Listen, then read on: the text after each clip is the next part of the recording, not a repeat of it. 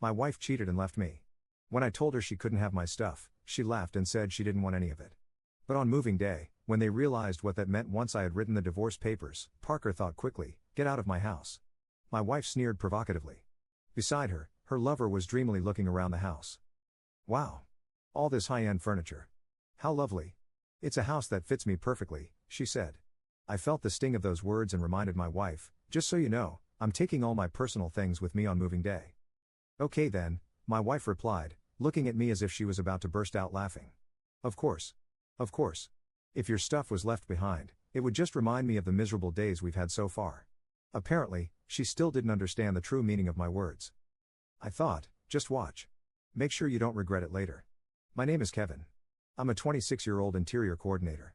My wife, Joanna, is 31 and works in the construction industry. We met through our shared hobby of DIY projects and had been married for a quick 3 years.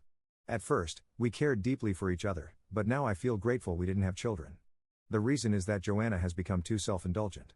After coming home, she carelessly takes off her coat, eats the meal I've prepared while complaining, doesn't even clean up, and retreats to her room. Before marriage, we made various agreements, one of them being shared household chores.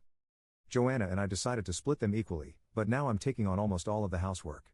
When I pointed out that she should do her share, she came up with an incredible excuse: housework is easy, so it's natural for men to do it. Women have to take responsibility for work, so I don't want to do all this. This rigid opinion was something she had never voiced before marriage. The fact that I earned more than Joanna also played a part in her turning against me.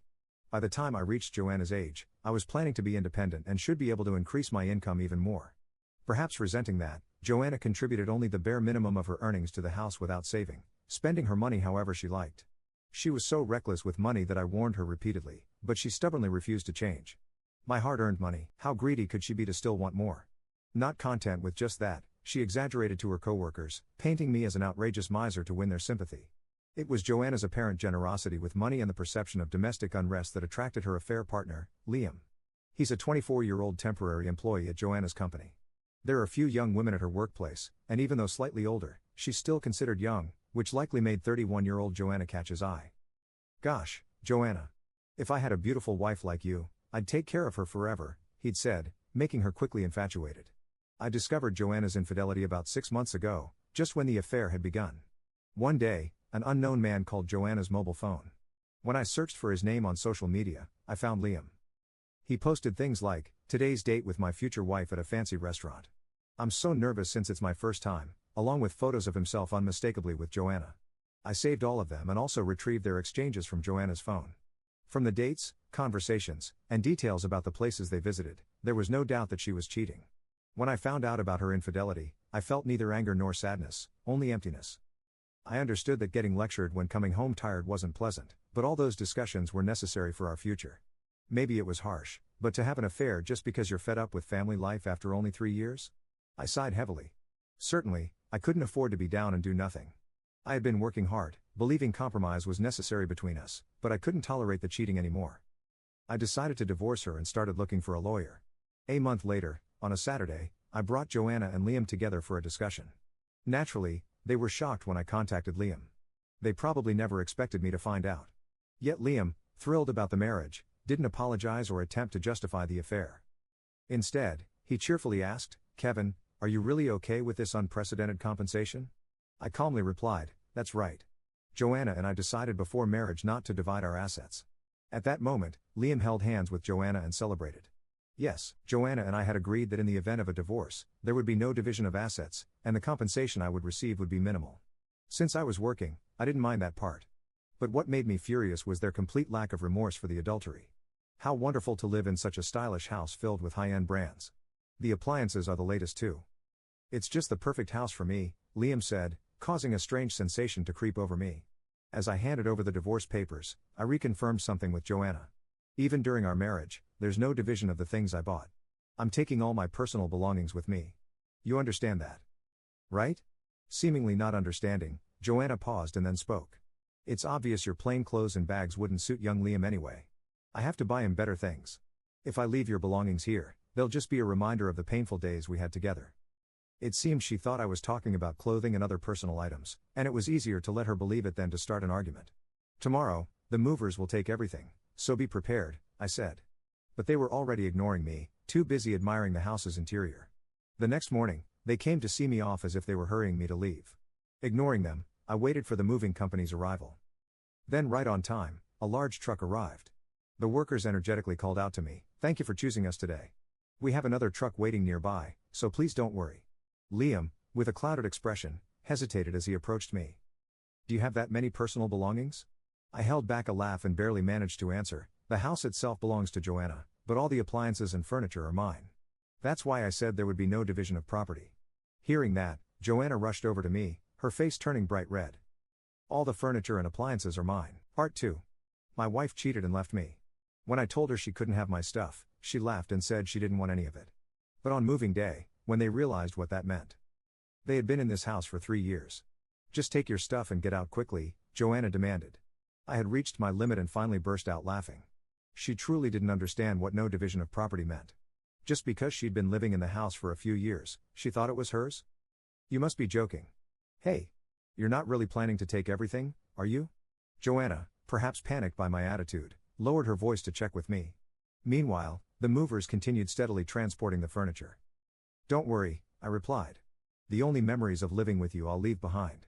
At that, Joanna ran to the study in a panic. I always kept copies of receipts there, so she must have gone to check which pieces of furniture were being taken. But her search was in vain. There wasn't a single piece of her furniture or appliances in this house.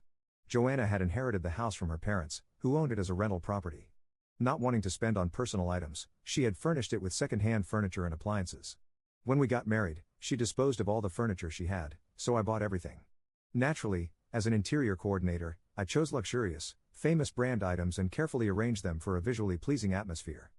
The upscale furniture made the house look opulent, far from its second-hand origins, even if I say so myself. Liam, Joanna's affair partner, couldn't help but be enchanted as he looked around. Joanna returned with a pale face as the movers were finishing up, leaving not a speck of dust behind. "This is terrible," Liam cried. "I can't believe this is happening." A worker looked around the house and asked with concern, "The house is empty now. Are you sure this is okay?" "Yes," I replied. "Since I'm moving out, I'm taking everything I bought with my own money. Please deliver it to my parents' new address." The movers loaded the last items and drove off briskly. "Hey! I didn't hear about this. What are you going to do?" Liam continued to yell, but then a car pulled up, catching Joanna off guard. "Wait. Who's coming now? What are you plotting?" she demanded, looking utterly bewildered. "Karen, it's been a while. Is it true you're giving me the wallpaper?" A friend of mine emerged from the car. "That's right. The wallpaper too," I said. It had been custom made by a designer friend, and I had paid for it. Since the wallpaper was reusable with a bit of maintenance, it could be used again without any issues. You're going to peel off the wallpaper too?" Liam stared at me in disbelief, but my friend simply shrugged and began removing it. "Please, can you at least leave that alone?" Joanna pleaded, but I ignored her. "If you see my belongings left behind, you'll be reminded of me, and that's unpleasant. Right? So I decided to give it all to my friend," I replied, watching as she grew confused and panicked. Without the tasteful furniture, appliances, or even wallpaper, the house now looked older than it actually was. For Joanna and Liam, who had dreamed of a life in a stylish home, this was a harsh reality. They seemed too drained to argue as they stood dumbfounded, watching me leave with a smile. I used the furniture and appliances in my new home initially, but soon got tired of them knowing Joanna had used them. So I contacted a friend who worked as a buyer to sell them. Fortunately, they were in excellent condition and sold for a higher price than I expected. As I pondered what kind of furniture to buy next and how to arrange it, I got a call from Joanna. "Liam won't stop going on about how you arrange the furniture. Can you come by the house once?" she asked. Though I didn't want to meet them, my curiosity as an interior coordinator won out. I wondered what kind of furniture they had chosen and what design ideas they had in mind. "All right. I'll go just to hear what you have to say," I agreed. "Really? Remember, you promised," Joanna exclaimed with apparent relief before hanging up. On the promised day, I arrived and was shocked. They hadn't even repapered the walls. The furniture and appliances were clearly second-hand items from bargain stores. It looked like a cheap apartment a student might rent. A whole month had passed since we parted, and this was beyond disappointing. "What is this?" I stammered, unable to hide my disbelief. Liam, taking it as an insult, exploded with anger. "We gathered this stuff just to live for now. We'll replace it soon. Since you took everything, use your connections or whatever to make this a house we can brag about." He was clearly unhappy living with second-hand furniture, frustrated throughout our conversation, but the budget they offered was nowhere near enough for my services. What's this? You're a talented coordinator, but you can't do this? You're useless, Liam snapped, indignant. No matter how skilled the coordinator is, I can't do much with such a limited budget. This is ridiculous, and it's way beyond connections, I explained, feeling stumped. But he was serious about wanting me to arrange high-end furniture and appliances on such a tight budget. Liam, now fully exasperated, finally erupted. Did you come here just to look down on me? If you don't like it, I'll leave, I replied. But if you want to furnish your home on that budget, you should at least polish your interior sense. You really are mocking me, Liam yelled. Just because you have a fashionable job, don't get overconfident. Hey! Stop it. Joanna tried to calm Liam down, looking exhausted. Liam, please be quiet. I'm sorry for the noise, she added, weary. After everything, I had to marry Liam. But as you can see, he's always angry, and it's tough every day. She confessed with a tired voice. She went on to explain how they fought constantly in the now empty house. Liam had quit his job for the marriage and hadn't told his parents, leaving him with nowhere to go. He admitted that he had married her out of convenience, hoping she'd handle the housework. But such a marriage was doomed, and he had already given up. Karen, please help me fix our relationship again, he begged. I was taken aback and responded annoyed. What's this? Planning to cheat on me next? No. The thing with Joanna was just confusion. After you left, I realized no one is more wonderful than you, Karen.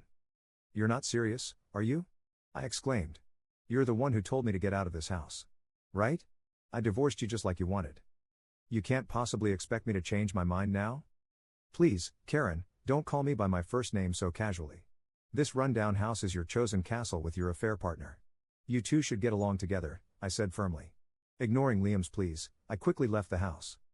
Later, I heard that both Liam and Joanna had begged their parents to help furnish the house, only to be disowned. No one would support or forgive them for marrying after an affair. So, reluctantly, they continue to live in the second-hand house. I couldn't muster any sympathy for them. It was the result of their own choices. As for me, I recently met a female interior designer through work. We've been going out often on weekends. Though I've been cautious about dating, maybe it's time to think about starting a new life. With those thoughts in mind, I'm off on another date today.